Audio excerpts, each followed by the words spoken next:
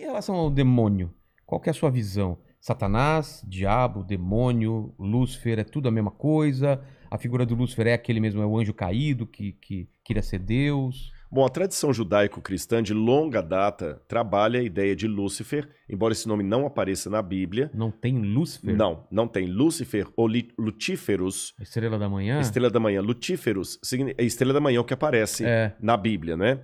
Só que o livro de Isaías, de novo, aí, Lúcifer veio graças a Jerônimo. Quando Jerônimo traduziu a Bíblia para o latim, ele traduziu a expressão estrela da manhã, ou estrela da alva, para lutíferos. Lutíferos em latim, lute, luz. Ferus, que carrega. Aquele que carrega a luz. Transportador de luz, portador de luz. E acabou que lutíferos, por vias do latim corrompido, virou um nome próprio e virou o nome do ser angelical que caiu, embora esse nome não esteja na Bíblia como nome próprio.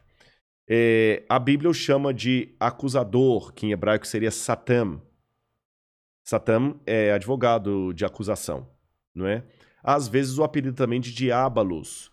Diabolos em grego significa dia, através de, é a preposição grega através de. Você fala, por exemplo, em grego você fala diálogo.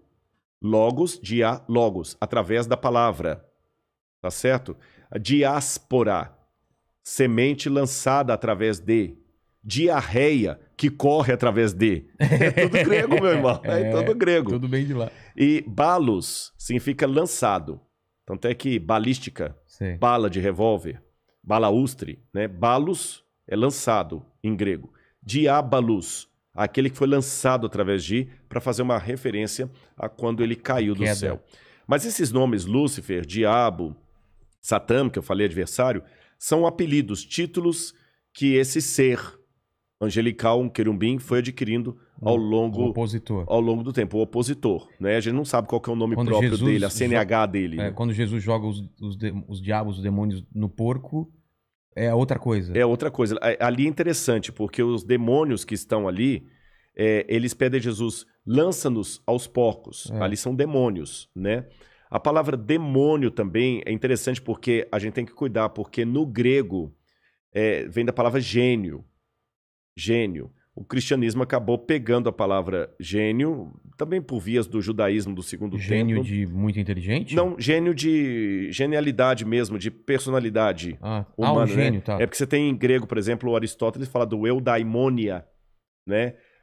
O bom gênio, a sua disposição. O gênio é o que você é. A sua disposição, a sua psique, a sua alma, é o seu gênio. Então, o eudaimonia era aquela pessoa que tinha virtuosa. Achei uma boa tradução. Embora aretes também seria virtuoso em grego, mas vou falar de eudaimonia, a pessoa virtuosa em grego. Só que daimonion significa aquele gênio que pode ser bom ou ruim. Mas você sabe, as palavras sofrem semântica. E daimônio acabou sendo incorporado pelo cristianismo primitivo, por vias do Novo Testamento grego e depois do latim, como sendo uma marca, um título para os anjos que seguem Satanás na rebelião dele. Mas como eu falei, a gente não tem a CNH do inimigo de Deus. E ele fala que legião, né? Legião. Mas ali tem uma coisa interessante, o porquê de legião. Quando Marcos cita aquilo ali, Marcos é muito irônico. Papias foi um escritor cristão do segundo século, ele dizia que Marcos escrevia orientado por Pedro. E Pedro era um camarada bem-humorado. Pedro era aquele tiozão do churrasco. Né? Pedro era um Bolsonaro. A vida sem entrar pra política, aí, né? Tá ok? Exatamente. Não vai fazer não, né? Tá ligado. É demônio, né? Tá ligado aí nos porcos aí, né? Não vai me atrapalhar, pô.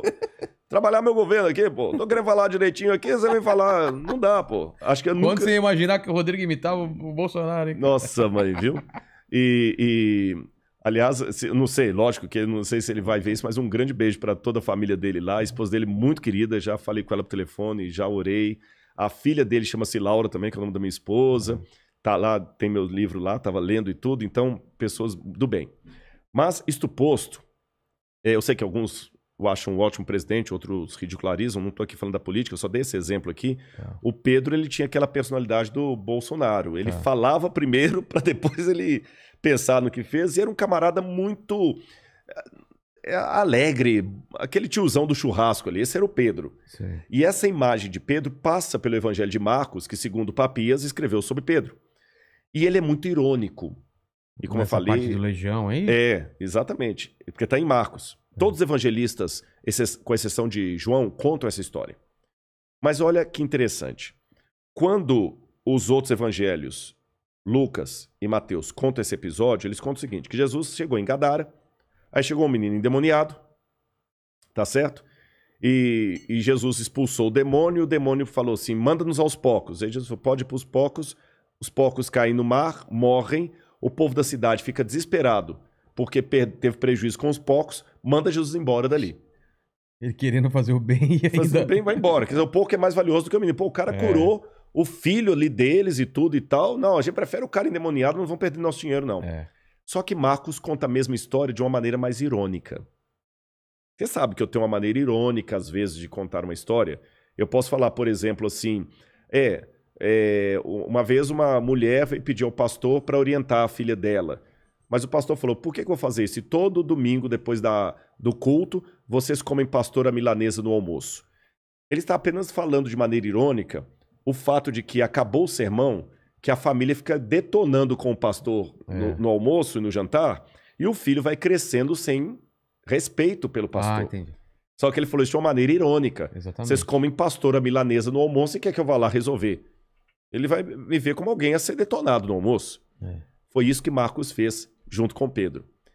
Na versão deles, Jesus fala o seguinte.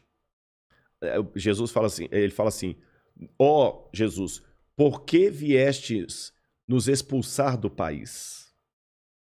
Os outros falam, por que você veio nos atormentar antes do tempo? Aqui eles falam, por que você veio? Não nos mandes para fora do país. Pastava ali, pelas montanhas, uma manada de porcos. Porco não pasta. Quem pasta é a ovelha, vaca. Porco não pasta. E porco não é criado em montanha. Porco é criado em vale.